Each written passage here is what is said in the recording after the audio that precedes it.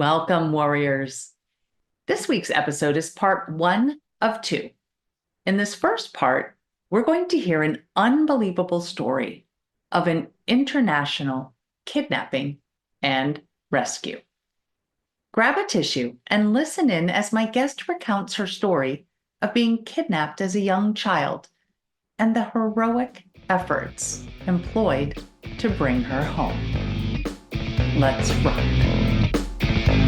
Does your past haunt you? Maybe you're in a storm that feels like it will never end. Are you fighting a battle that's rendering you hopeless? Maybe you feel like you're fighting alone, but your battle was not meant to be a solo endeavor. You were meant to be a warrior among warriors. My name is Heather, and I grew up thinking my battles were nobody's business until I found myself in an abusive marriage and felt cut off from all avenues of help. In this podcast, you will hear warriors' words. They will tell you of their battles, both won and lost, their journeys, and their lessons learned along the way. But we don't stop there. These warriors will share how they have applied those lessons to go from warrior to survivor to thriver. Whether it's an abusive marriage, illness, mental health crisis, or any number of traumas this world dishes out, these warriors will use their words to help you find the beauty in your broken, move beyond your battles, and become the thriver God created you to be. Pick up your sword or boxing gloves and join the battle. Your words are powerful, my friends. Make them warrior words. Welcome back to the Warrior Words podcast. Lauren's story is truly incredible. But first, let me share a little bit more about her. Lauren Burns is the host of the Redeemed podcast. She was kidnapped at the age of 7 by her biological father and taken to Jordan. In 1992, NBC produced a made-for-television movie about Lauren's kidnapping and rescue. Lauren's journey of forgiveness and healing is an empowering one. Her goal is to share that story to encourage others to forgive and live a redeemed life. Lauren is a full-time physical therapist, wife, and mother of 2 boys. Now, before we listen to Lauren's story, here is a review from Jen H88. Thank you. Your message is just what I needed to hear. And thank you, Jen H. I am grateful to know that you appreciate this podcast. Would you like me to read your review on an upcoming episode? Please go to Apple Podcasts and leave a review for the show. Your comments and your star ratings help people find the Warrior Words podcast, and it only takes a few minutes of your time. Thank you. And I'm going to continue to let you know about the Warrior Words Facebook community that I recently opened. Come in and join us for inspirational stories, lessons learned, and beauty bombs. What's a beauty bomb? Well, you'll have to join the group to find out. Go to facebook.com/groups/warrior words and request to join. Please answer the few questions that pop up after requesting. And I look forward to getting to know you there. Now, on to the show. Hi, everyone. As you heard in the intro, we are blessed to have Lauren Burns with us today. She is the host of the Redeemed podcast. And Lauren, I welcome you to the Warrior Words podcast. Thank you so much, Heather, for having me. It's quite an honor to be able to be here and share with your listeners today.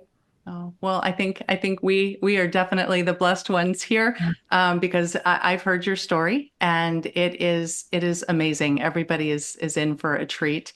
So let's just go ahead and I'm going to remind everybody this is part one of a 2-part series.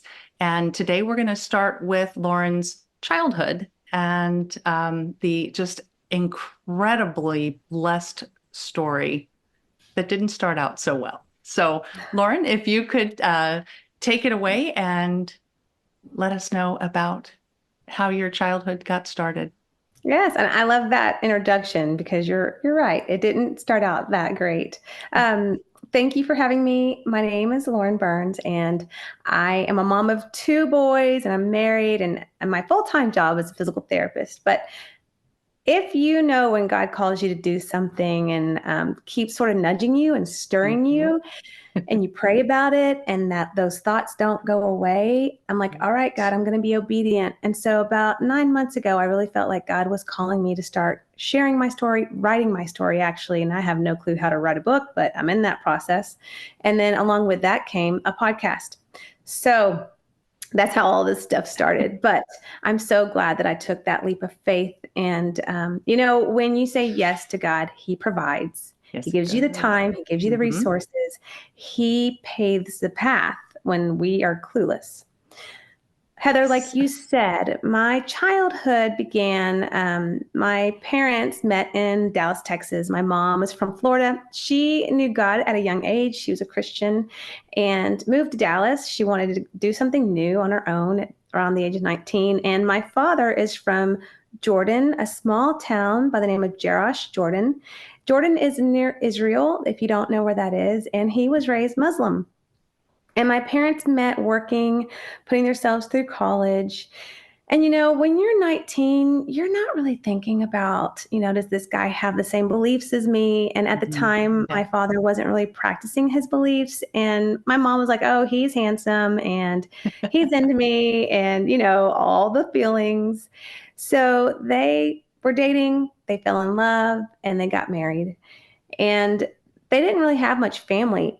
That I don't know how many of your listeners know what this is like, but sometimes your friends are closer to your family. Many Hmm. times we live in places where all we have is our friends, and that Right. was my mom.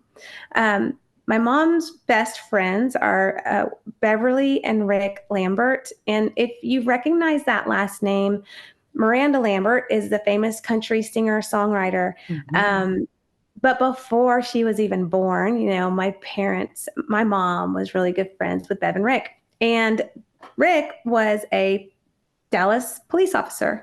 And he quit the police department about, I think he said after 16 years of working, and opened private investigation company with his wife. And they called it Lambert and Lambert. So my parents were married for 4 years, and my mom became pregnant, and my dad was so excited. He Yeah. couldn't wait to be a father. He was so happy. He told my mom that he needed to go to Jordan because his dad was sick and he needed to go home and be with his dad. And so my mom didn't think anything about it. She was like, sure, no problem. Right. So he left. But weeks turned into months, and months turned into 3 months that he was Wow. gone. So during this time, there wasn't a lot of communication between the two of them. My mom was working, and she actually worked for Miranda's grandmother. Her grandmother's name is Wanda. And one day when my mom was working, she told Wanda, I cannot stop going to the bathroom. Like, I can't stop peeing on myself. And Wanda was like, Kathy, that's not pee. Your water just broke. Oh, And wow. so, because I came 4 weeks early because of all the stress, emotional stress my mom was under. Hmm. So, Yeah. Wanda called her son. Her son was a volunteer firefighter. And so they drove my mom to the hospital, and they were there the day I was born. My dad came back, and you can only imagine the fear that my mom was going through, having a child on her own for the first time mom, all those emotions and all those hormones. And my dad comes back and he looks different. He's dressed in the traditional Arabic clothing. He is praying. He's getting his prayer rug out. Didn't matter where he was. And he was praying. He was going to the mosque. And my mom was like, what happened? I didn't know if you were even going to come back. I thought you had abandoned me. And he said, well, I went to Jordan to make a home for us. And Oh. my mom was like, what are you talking about? We never talked about moving. And he said, well, I found a job and I found a home. I have everything taken care of. He wanted my name to be Arabic. He had all these plans in his head, but never Hmm. told her. So by the time I was 6 weeks old, my mom was in the process of filing for divorce. Things changed quickly in her life, but God always provides. Yes, it does. Wanda had a friend by the name of Joyce, and she became like an Aunt Joyce. I called her Yeah. Aunt Joyce. She was another mom in my life. Um, for the parents listening, we need a village of people to help raise our kids, right? Well, God was bringing that village alongside into my life. So Joyce told my mom, "How about you and Lauren? Y'all move in with me.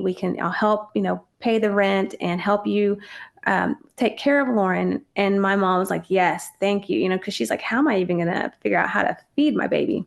Right. What a So blessing. that's how life began, right? Yeah. And I was the typical, divorced kid. I was going between my dad's house every other weekend. My mom had full custody of me, and I I loved going to my dad's house. I call it like the Disney dad. He would take me to the movies. I'd go hang out with him at his restaurant. We had a fantastic relationship. He was very loving, very kind. He eventually remarried to a woman that was also her family's from the Middle East, but she was raised in the United States, and they had children of their own. Hmm. So I loved going to their house. I was a big sister. I had a little brother and a little sister, and things were good. Anytime my dad wanted to see me, my mom said sure. If my mom needed extra help, he would help. And so everything was good until I turned 7 years old. My birthday's in September. October that year, Halloween weekend, my dad asked my mom if I could stay with him one extra night so I could go trick or treating. And I was so excited. I was like, yes, I want to go trick or treating with my siblings. I had a cheerleading outfit. I always wanted to be a cheerleader. I'm not athletic at all. That was my chance. So I had, it was a blue and yellow cheerleading outfit. My mom put my hair in pigtails. I had bright red lipstick, and I get my little pink suitcase. It was the ones that said going to grandma's on the front. And I had it packed, and my dad came to get me. And I get in his car, and it's just the two of us. And so I'm like, "Hey, where's my stepmom? Where's my siblings?" And he was like, "Well, I have a big surprise for you." And I was like, "Yeah, we're going trick or treating." And he was like, "Well, no, we're going to the airport." And I'm like, "What do you mean the airport? My mom said we were going trick or treating. I have Hmm. my outfit." And he was like, "Well, Lauren, didn't you always want to go to Jordan and meet your family that you've never met? They're so excited to meet you. I'm going to take you on a big airplane." And I was like, "Well, mom never told me about this. She didn't say that I was doing this. Does she know? Is it okay?" Well, I began to ask all the questions. And I've always been a people pleaser, even when I was little, Right. Um, the more questions I asked, the more my dad became angry and annoyed. Mhm. And all kids know when to be quiet. So eventually I stopped asking the questions because he just got more and more and more upset. So while we're headed to the airport, and that day, that Monday, if you're a single parent, you know how hard it is to leave in the middle of your workday to go have lunch with your child. It's hard enough as if you've got two parents, but it just doesn't really happen. Hmm. But God, it's like God knew that that things that were about to happen in our life. That Monday, my mom decided to go to have lunch with me and surprise me at school. She went to the elementary school, and she's standing in the courtyard as all the kids are lining up, getting ready to go to the cafeteria. And she's looking and scanning for me, and she doesn't see me anywhere. Hmm. And the teacher comes out, and she walks over to my mom, and my mom's like, "Where's Lauren?" And the teacher told her, "Lauren never came to school today." Well, the first immediate thing is she's like, "Well, I told Ollie to make sure she's at school. What do you mean?" So the first thing is Hmm. is frustration and anger. Right. And so the teacher's like, her dad never brought her to school. So instead of getting back in the car and going back home, because there's no cell phones in 1987, she went to a payphone, and she picks up that payphone, and the first person she calls is his house, and it rings and rings Hmm. and rings, and no one answered. So then she calls his restaurant, and when they answer, they said, "Ollie never came to work today." Well, Mm. then things changed, and you can call it a red flag or intuition, but I call it the Holy Spirit. At that payphone, that third phone call, my mom had gone to Jordan 9 years before they had gotten married, to meet his family. And she remembered that the main airlines into Jordan is called the Royal Alia Airlines. I think it's changed its name now, but the headquarters is in New York City. She called from that payphone. She called the headquarters in New York City, and she said, "Do you have a Lauren and Ollie arriving in Jordan today?" And of course, the woman said, "Ma'am, I can't give out that kind of information." Right. And then she changed her voice. Then she was like, "Please, I think my ex-husband has taken my daughter. Will you please help me?" So the woman said, "Hold on one moment." And she came back online and she said, "Yes, I have a Lauren and Ollie arriving in Amman, Jordan this evening." Wow. I'm That was glad the moment. Yeah, yeah, that that she was the was able to moment do that she that. Yeah. knew. Yeah. So the fourth phone call, she did a 911 page to Rick Lambert. And Rick and Beverly happened to be working together in the Dallas County Courthouse that day, which hardly ever happened.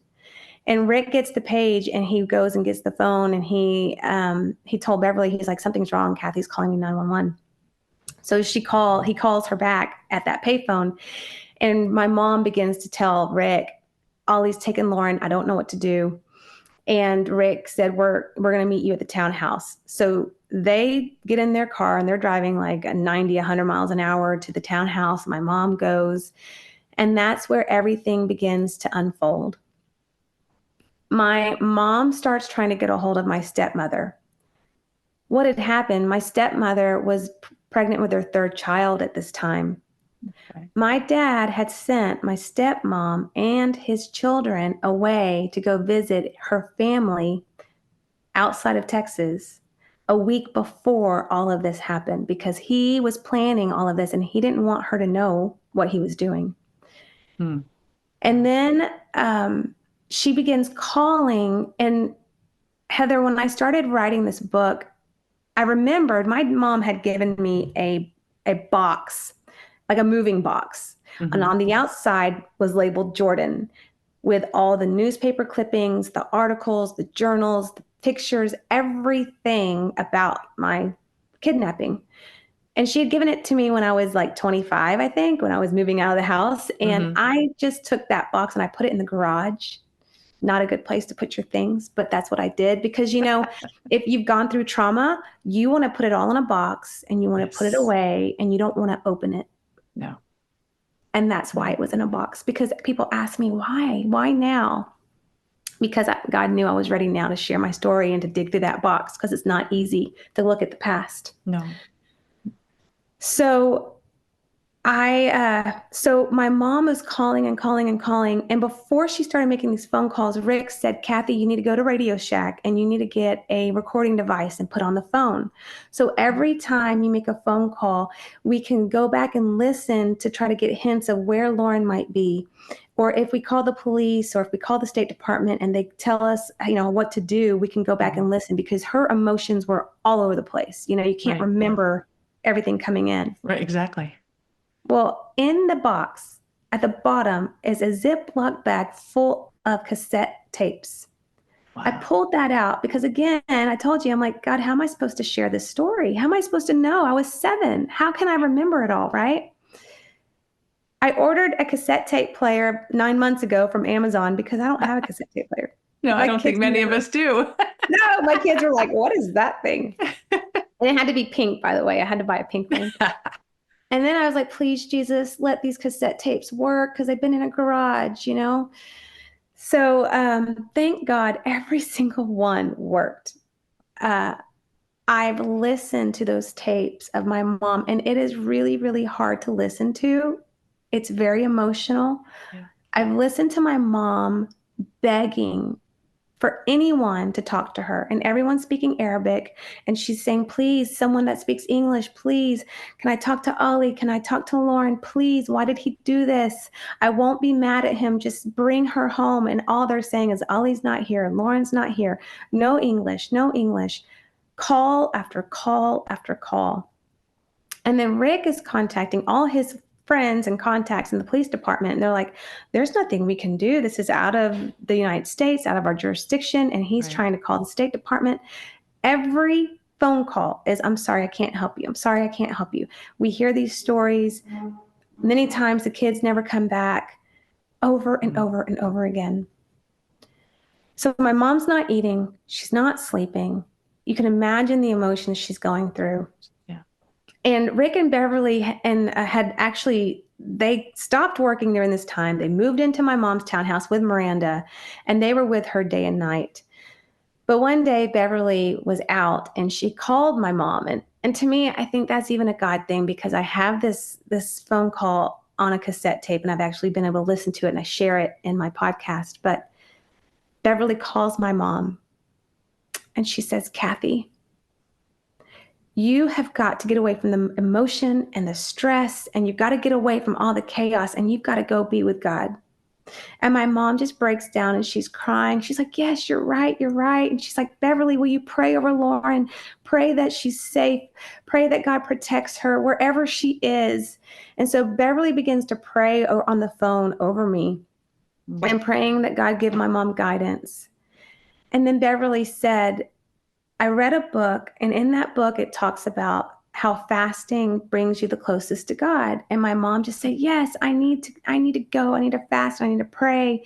And Beverly said, you need to get away and just spend time with Jesus. And my mom said, and these cigarettes, because my mom had smoked for a long time, but at this point, she was like smoking 2 cigarettes at a time all day long, just so stressed out, you know? Yeah. And for the person listening, like, it's not that cigarettes are the devil, you know, I'm not saying that. But for my mom, her idol, the thing she was running to was her cigarettes, you know? Right. Right. And so my mom said, yes, Beverly, you're right. I need to get away.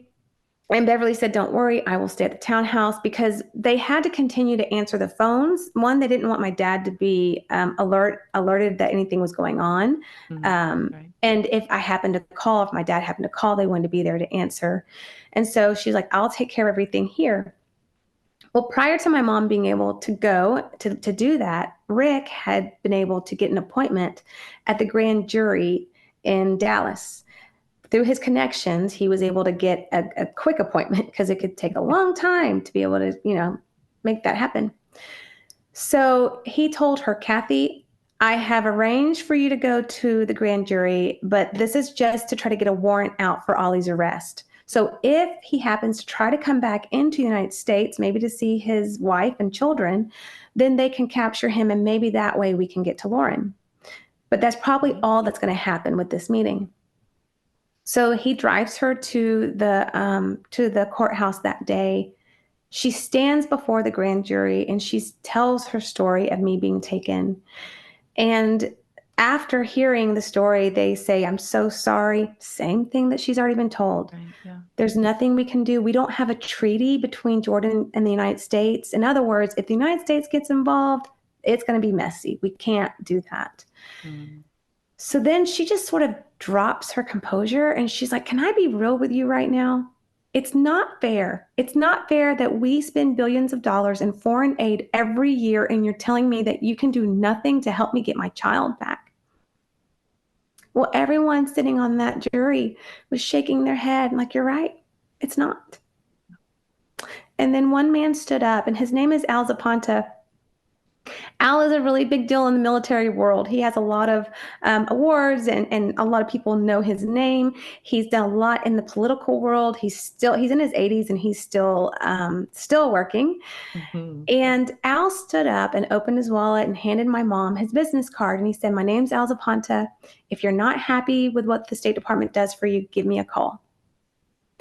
Well, if you know what it's like to feel so defeated, and like, you know, the devil's just got that hold on you.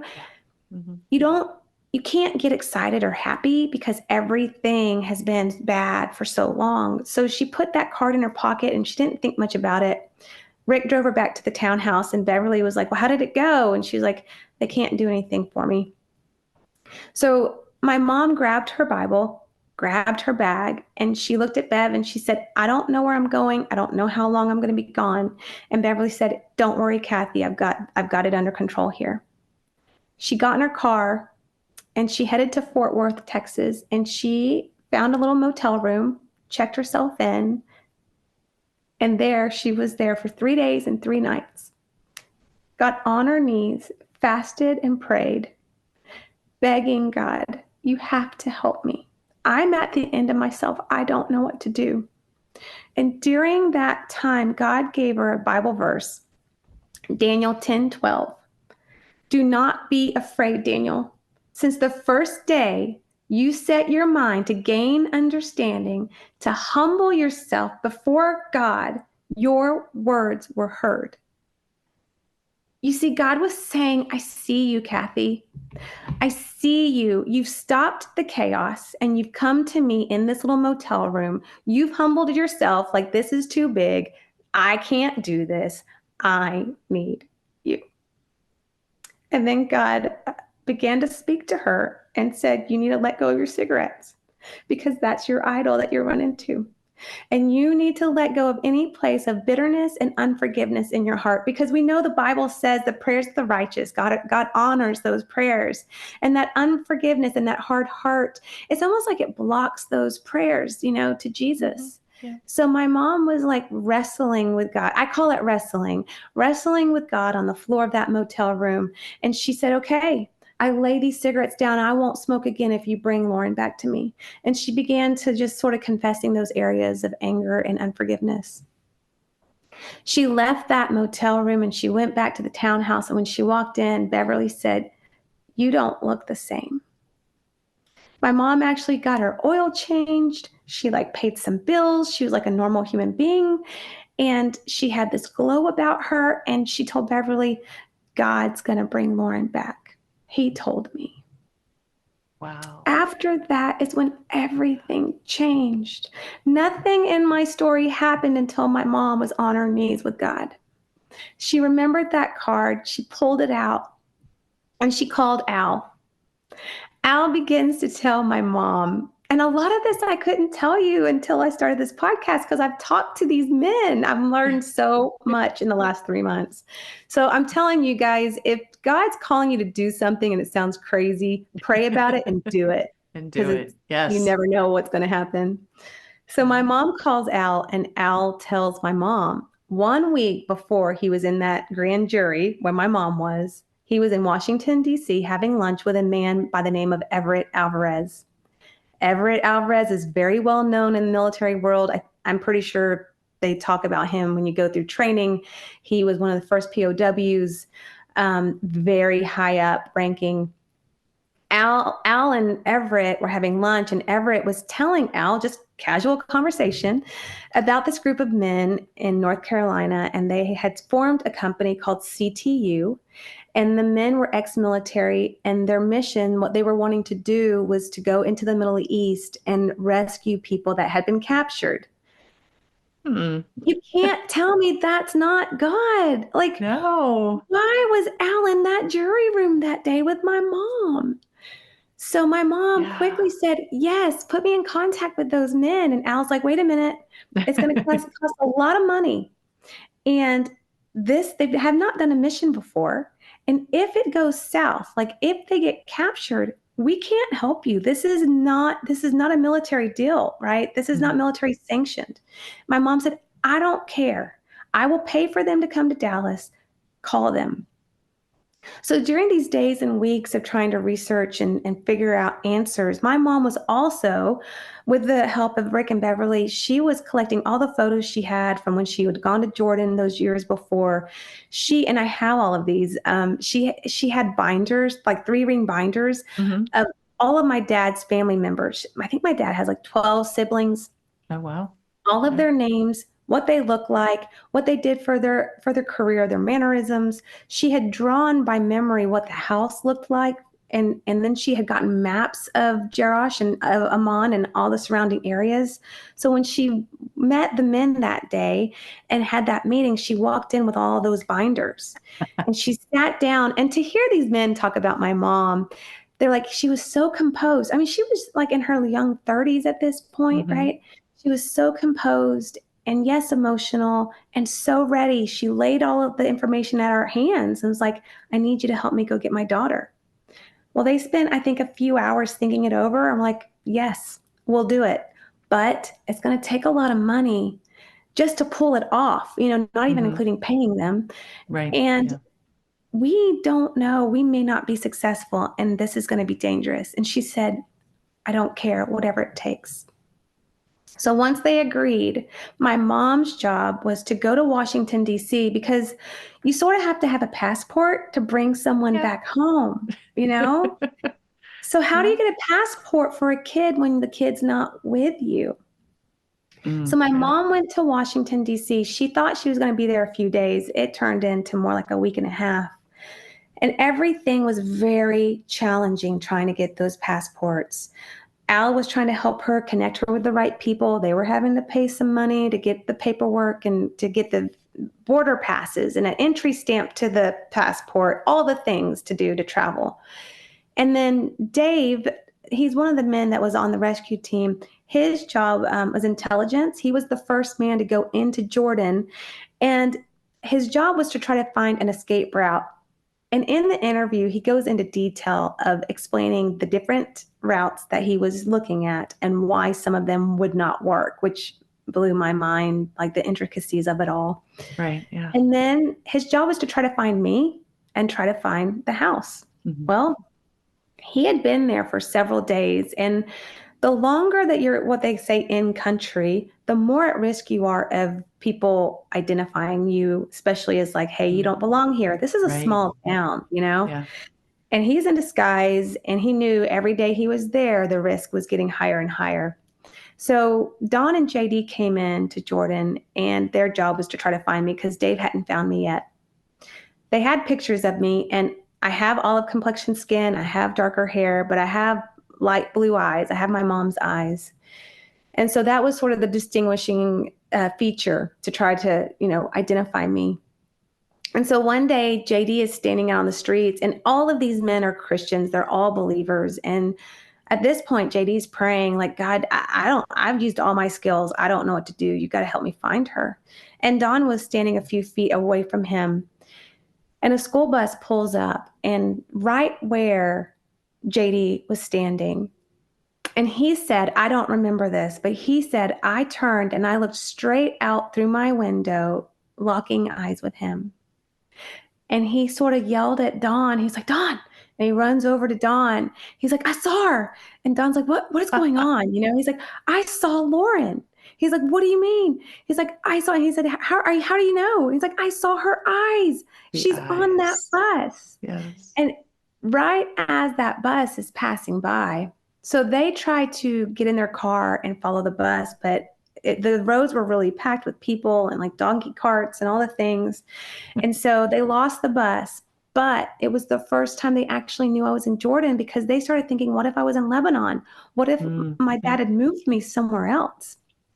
So they contact my mom. At this point, my mom was in Cyprus waiting with another one of the men. His name is Jim. His job was to stay with my mom and like sort of move her between countries whenever they needed her. Hmm. And his job was also to move the cash around because you have to have cash to pay for things. So my mom was thrilled to hear that they had found me, but they still hadn't found my dad's home. So then they said, Kathy, we're going to need you to come to Jordan and find the house. Time is ticking. We're risking being, noticed by people. So they dressed my mom in disguise, put her on a plane, and they met her at the airport in Amman. And Dawn and JD drove my mom into Jerash. As my mom is driving or riding in the car, her heart just sort of sinks in her chest and fear starts to come over her. Nothing in that town looked the same. Those Oh, wow. dirt roads were now paved. The Hmm. little buildings were now big. They sort of build on top of the buildings because there's not a lot of space. Okay. Nothing looked familiar. My mom got down in the floorboard and sort of buried her head down in her hands, and she began to pray out loud, crying out loud. And Don was driving, and he had to just do whatever my mom said because they didn't know what else to do. This was like a last hope thing, right? Right. My mom said it's like the Holy Spirit was just showing her where she had walked so many years before. And she began to remember the road and the turning and the up and down in the hills. And she began to just say, go straight, turn left, turn right. And all of a sudden, she looked out her window and she saw my dad's car sitting on the street Oh with my, Texas license plates. wow. He had shipped his car from Texas to Wow. Jordan. And So so he she sort wasn't of planning froze. on coming back. No, he wasn't No. planning on coming back. No. And when I listen to these cassette tapes, it's very adamant. He is very arrogant, very adamant. Well, maybe someday when Lauren's older and things are calmer, you can come visit. So my mom finally says, I saw Ollie's car on the street corner. And so Don said, Kathy, hide your face. And about that time, Don looks out his window and he sees my dad walk out of a building long enough to identify him. And that's the moment that they found the house. So again, nothing happened before my mom got down on her knees and began crying and praying, I need you to show me where Lauren is. You haven't brought us this far for no reason. Right. Right. So they found me, they found the house, and at this point they realized where the house was in the middle of the city near a police station, so that would be too Mm, dangerous to try to get me out of the house. So they right. started following the bus to see, is there a good place to try to get me off the bus? And I had told my mom after the fact one night when I returned home, I slept in the bed with her for a long time. You can imagine the Mm, trauma that I went through and the fear that I went through. But I had told her that just a few weeks before my rescue, those children had just started going to school with me. So to me, that's just another God thing. You know, just his timing is always perfect. Even when we don't know it, we can't see it when you're in right. the midst of, I call a storm. Mm-hmm.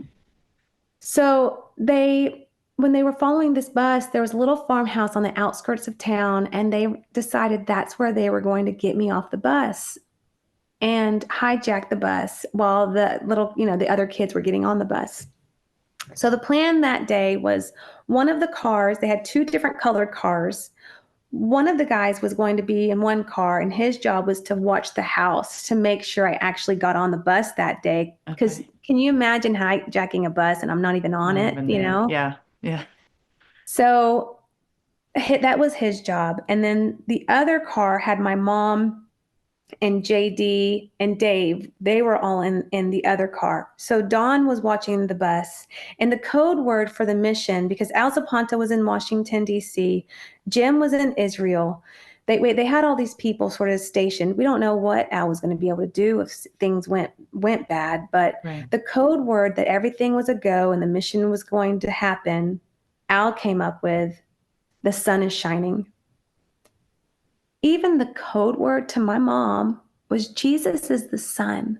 The sun is shining, you know? Okay. So it's like the whole time, God's like, Kathy, I see you. I've got you. I will never leave you. I will never forsake you. So Don sees me get on the bus and he drives to where the other car is. And he gets out, switches with Dave. Dave gets out. And he said, Lauren got on the bus. So Dawn drives my mom and JD towards the bus as the bus is parked and they block the bus in. Dawn gets out and goes to the driver's side and he's distracting the driver. JD goes to the passenger side, like the accordion style doors, and Mm-hmm. he's sort of Yeah. breaking through the door. My mom, they're all in disguise. And there's a lot of things I have forgotten about my story, but this memory is vivid. I will never forget. My mom came over to my window and I'm sitting on the bus and she taps on my window and, her hair is covered Mm-hmm. and she's looking at me and she's motioning to me. And I just froze in that seat. I couldn't move because all I can think of is that looks just like my mom, but how can it be? My mom's all the Mm, way in Dallas. I think at this point, I already figured I wasn't going to see her again. I was going to school, I was learning Arabic, and I just froze. So my mom went around to where JD was. JD had gotten the keys out of the ignition and threw them into some bushes, hoping that the driver would go look for the keys instead of going straight to the police, which is what he did. And Very my good. mom, pushed past all the other kids on the bus, and she scoops me up in her arms and grabs my backpack. And as she's getting off the bus, there's a lady chaperone. The lady chaperone jumps on my mom's back. So my mom lets go of my hand long enough to punch the lady in the nose. Now there's blood coming down this lady's face. So I Oh, am in wow. total shock, right? Like, I'm like, first of all, my mom's here. Second of all, she just punched the lady. Like, so JD and Dawn see what's going on, and they come over and they help my mom. They get me into the car and they put me down in the floorboard of the car and they cover me with blankets. And we jump in and we speed off and we meet Dave, and Dave switches cars with us. Hmm. So Dave took the car that was used for the hijacking, and we started driving towards the border, towards Israel, because the drive between where we were and the border was about a 45-minute drive. Okay. Dave had the most dangerous part. He took that car and he drove back towards the city because he was trying to be a decoy, Hmm. and Okay. it worked. Dave was pulled over on the side of the road. Tons of Jordanian police were surrounding him. They pull him out of the car. They are tearing through that car, through the trunk, looking for any identification of me or my mom. All he had was like a Snickers bar and a soda. And he's just speaking English. He's acting like a tourist, like, hey, where's the best place to go fishing around here? As they're like speaking Arabic and they're interrogating him. Then they bring the bus driver to him. And the bus driver is speaking Arabic and he's pointing to the car. He's like, that's the car. Yes, that's the car. But I don't know who that guy is because remember, Dave He wasn't a wasn't part of that there. hijacking. And so Wow. this was going on for like 30 minutes. And then all of a sudden, my mom had made reservations for us to fly home out of Jordan that day in hopes that it would be another decoy, that they would be looking for us at the airport. Hmm. Yeah, that makes sense. All of a sudden, on those little walkie-talkies, those radios, all you hear is Alia Airport, Alia Airport. Dave said within moments, they all left him standing on the side of the road. They jumped in their cars and they all headed to the airport looking for me. They were shutting down that whole airport trying to find me and my mom. Wow. While that's all going on, we're driving towards Israel. And on this day, the fog is so, so thick that all you can see is barely the front of the car. And we're switching out of our clothes, getting out of my uniform. They're getting out of the clothes that they were in. We slow down long enough. There's like refugee camps between Jordan and Israel of children and people living in these camps. And we slow down long enough to hand the clothes out to the kids. Wow. And we begin continuing to drive towards Israel. And all of a sudden, my mom's holding me in the back seat. I wasn't speaking at all. I was burning up with a fever. My mom's like, well, something's wrong with Lauren. She's not speaking. I was only speaking Arabic when I would speak. Mhm. And they said, Kathy, it's okay. She's in shock. It's normal for her to have fever. This is a lot of trauma. She's okay. So she's just, praying in the back seat. And my mom looks up and she said, what is that bright light in the distance through all the fog? And Don was like, well, Kathy, that's Israel. And from my mom, it's like the sun was shining over Israel. Again, God's like, Kathy, I see you. I'm not going to Mhm. leave you because that was so dangerous. We could have been pulled over at any moment, nothing to protect us but God. God. So we Yeah. continue to drive towards Israel. And if you've ever been in any area like that, the borders are very secure. You cannot just drive your car over the border. You have to leave your car behind. You get on a bus. The bus drives you, and then halfway, like a Jordanian or Israeli soldier and bus driver, they switch Mhm. and they drive you on over into Israel. And there's big flags. There's big towers with soldiers and machine guns across their chests, and the fence and the barbed wire. So Don and JD, they had gone through these checkpoints over and over and over. They knew this route like the back of their hand, but they were on high alert because what were they going to do if things went down? They realized who we were. How are they going to get us out of there? Mhm. And my mom had to hand over that paperwork she worked so hard to get. And that's scary. So she hands the paperwork over. We're waiting at that bus terminal. We're waiting, waiting, waiting. Finally, they let us get on the bus, and my mom's holding me, and we're sitting on that bus. It seemed like it was forever. Finally, the bus driver gets on the bus. They hand back the paperwork to my mom. The men are still on high alert, and our bus starts driving to the middle of that bridge. And about that time, right after the Israeli soldier and bus driver got on the bus, a big commotion of cars were coming up behind us where we had just left. They had just realized that we were not at the airport, but we were on that bus. But at that point, there's nothing they could do because we were already crossed over the border into Israel. When we got off, my mom, you can imagine her emotions, just like everything she was keeping in came out. She's hugging me, she's kissing me, she's crying, I'm crying. And there's women that are standing there waiting on the Israeli side, and they go over to JD, and JD is this big, handsome military guy, and they go over and they're like, "Excuse me, sir, but what's going on? Is that woman okay? Is that little girl okay? What is happening?" And JD turns and he's got tears going down his face. And he said, "You see that little girl? She's been gone for 3 months. And we just brought her back. We just rescued her out of Jordan. And this is the first time she's able to reunite with her mom." And the women begin to jump up and down and they're singing, "Praise you, Jesus. Hallelujah. We've come to the Holy Land and we have seen a miracle." And they began to pray over us. God was with us the whole time. But nothing happened in my story until my mom prayed and she put her eyes on God instead of her circumstance and her situation. And that's why I'm here today sharing. I can't keep that story to myself. No. It doesn't matter what you've been through, right? You don't have to have a child kidnapped. You Right. could go through a divorce or an illness or a sickness or a loss or a child that has gone down the wrong path and you feel overwhelmed with fear and shame. But God's like, I've got you no matter what the situation is.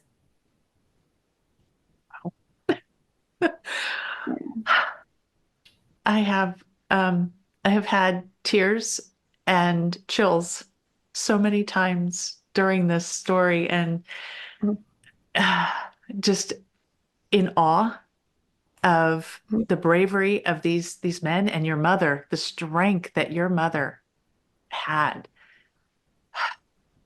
And then, of course, just God's hand in everything. You can see his fingerprints everywhere. Mm-hmm. Um, wow. I think I Mm-hmm. think I think this person who's supposed to be talking for a living doesn't know exactly what to say. But Heather, you're But right. I mean, you say it so well. The bravery of my mom. Yes, God. But I mean, I spoke at church the other day. I'm like, faith over fear. mhm, What if my mom let fear guide her? And it's hard to tell this story because there's a lot of parents and a lot of people that have fought and prayed and had faith, right? And the situation didn't turn out the way that they wanted. Trying to overcome cancer and the person still lost that battle. Not everything is going to be, one of my friends said, tied up like a pretty red ribbon, like my yeah. story is. And I mean, I dealt with a lot of trauma after the fact, but thank God my mom didn't let fear guide her as a single Yes. mom thinking, "Oh, well, this is too big for me." Thank God she had Beverly in her life to point her back to Jesus. We all need that. I always share, as iron sharpens iron, so does one man sharpen another. That scripture in the Bible is Yeah. so true. You need your village, you need your people, the right people to point you in the right direction. Um, and even talking to the men, and when you hear them share their story in the interviews, they will say there's so many things that could have gone wrong and should have gone wrong, Mhm. but God, Yeah. you know, Yeah. Like we were chatting before I turned the the recording on, that just that story of your mom directing Yeah.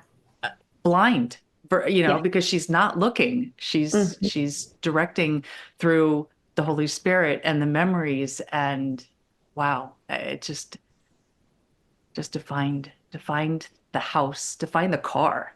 I mean, that right there is confirmation that he was never intending to bring you back for any reason. No, he was not. Wow. Oh, well, everyone who is listening, as Lauren has mentioned, she has told her story a few times, not a few times, over a few episodes, Mm. in her podcast. And she has actually interviewed a couple of these men that she mentioned. And I've heard them all, and they are incredible. So I'm going to make sure that podcast is linked in the show notes so people can come here. And you do also, she plays some of those tapes that she mentioned from that box, and you get to hear her mom's voice and your dad's voice too. You get to hear both of them, and just such an amazing story. And I love Mm. that you have named your podcast Redeemed, Thank you. because that's what this is. It's a redemption story. It Um, is. It's not about me. It's not no, about my mom. It's all about Jesus and what he did in my life, but not just my life, the lives of so many people. We can get caught up in looking around thinking we're the only ones because we get caught up in like social media and thinking mhm, people have it all together, but it's just not true. Life is hard. It's not easy. But God can teach us so much, and he wants so much good for us. And we can learn so much through the journey that we go through. And so, yes, that's why I call it redeemed. Psalms 107:2, let the redeemed of the Lord tell their story, those he redeemed from the hand of the foe. and he did, yes. And I love that you mentioned just there that, um, so many other people, because this is your story, but it's not just about you. It involved your mother, it involved your father, it involved these brave men who didn't know any of you guys. Mm-hmm. It involved Rick and Bev, all of these people, and they're all witnesses to everything and participants to everything that God did. And I'll bet numerous lives were changed then. And now you have the opportunity to change more lives now. What Mm-hmm. what an amazing blessing. Amazing Thank blessing. you. Well, So thank you. Thank you for letting me come on and share because I can't get my story out there without you, Heather. Serious. well, I'm not the only one. We need to get your story out there far and wide.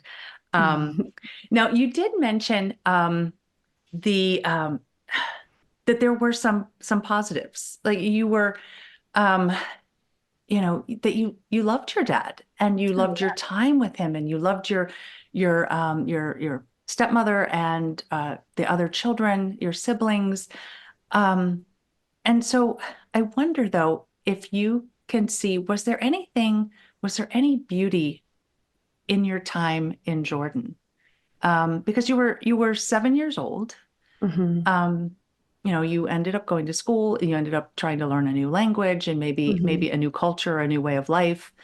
Um, you had to do so without your mother.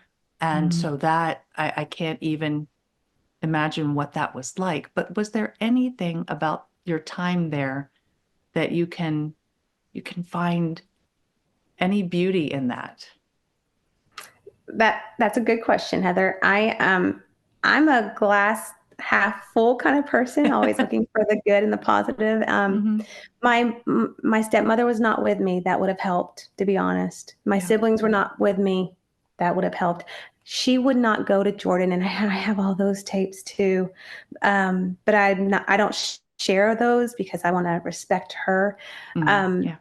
she refused to go to Jordan as long as he had me because she said I'm not her mother. She has a mother.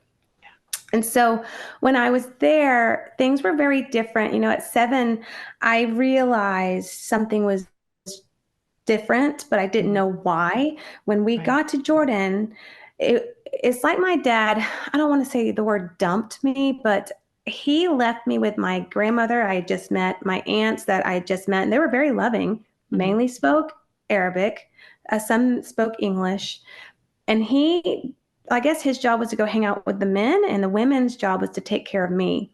That was very different, that cultural difference.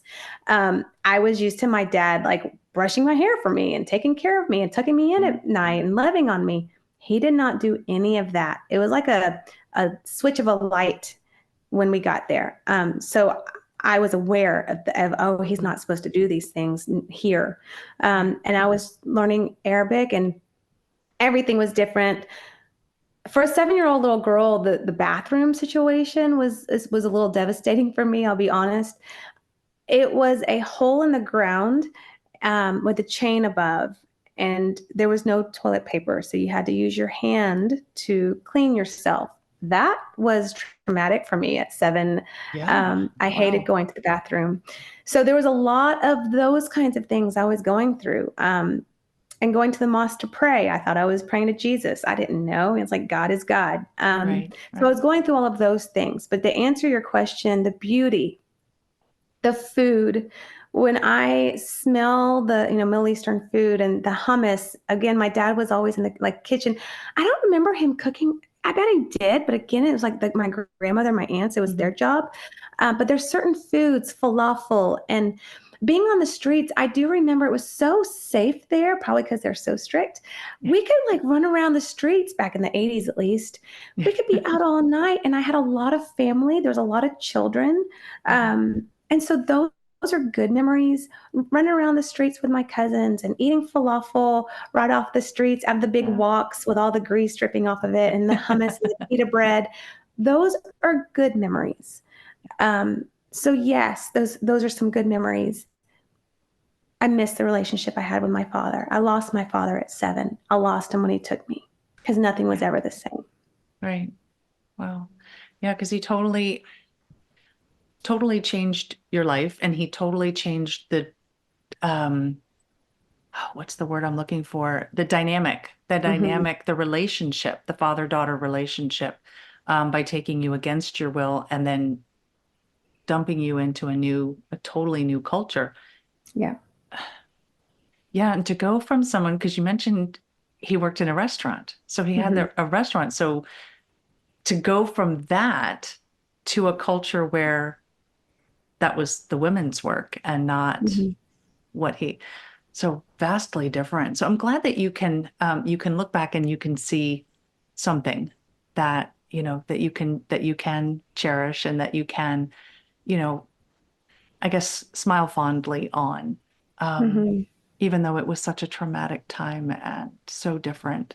I can't imagine being my age, 50 plus, and trying to adapt to that dramatic of a change. Hmm. But for a 7-year-old, Yeah. you have, at 7, you have less resources and less knowledge and, less capabilities, to do that. You kind of just have to. Yeah. Right. Yeah. And I would ask to talk to my mom and he would get mad. I'd ask to talk to my stepmom. Like if I could at least talk to my stepmom. And I thought about what she had gone through too. I never really thought Yeah. about that until later. Like you said earlier, a lot of people were involved. My siblings, like there's a lot of things that one person can cause and affect all those. It's like a divorce. When you go through a divorce, it affects everybody around Everybody. you, not Hmm. just the two of you, not just your children. Right. So maybe that's a good comparison. But yeah, it affected a lot of lives, the decision that he made. Yeah. Mm. Well, I think I'm gonna end it here. Normally, I like to ask a few other questions, but I think I'll save them to the end of our part two. Sure. And I want to thank you for blessing us with your time, for blessing us with your story, for listening and being obedient to share your story, so Mm-hmm. that other people can learn and grow and see the power of the Holy Spirit, and see, honestly, to see that the sun is shining. Mm-hmm. I You're I very welcome. I love that. I love that. So All right, everyone, I am going to say so long and not goodbye. And we will have Lauren back for part 2 next week. So see you later. Okay, y'all. Yet another episode where I was speechless at one point. I said it in the intro, and I'm going to say it again. Lauren's story is just truly incredible. All of those people, everyone involved, lives were changed. As Joseph says in Genesis 50, verse 20, you intended to harm me, but God intended it for good, to accomplish what is now being done, the saving of many lives. Now, whether there was actual intent to harm Lauren's mother, Kathy, or just selfish reasons, there was much harm and much damage done. But as she shared, Lauren's mother, her life was the first life to be changed. She surrendered, fasted, prayed, and listened to what God had for her. And that surrender was the beginning of God being able to use her to bring about the good, life-saving, life-changing work in the lives of all who were involved in Lauren's story. Now, I love that Lauren, knowing that she is the center of this story, removes herself from being the focal point. She humbly acknowledges that this is a God-centered story, and so many others played pivotal roles in this story. She points to Jesus and his Holy Spirit as being the mastermind behind this mission of rescue and redemption. And I'm going to remind you once again, the code is the sun is shining. Where is the sun shining in your life today? Something to think about this week. Until we meet again, armor up, fight the good fight, seek beauty, and make your words warrior words.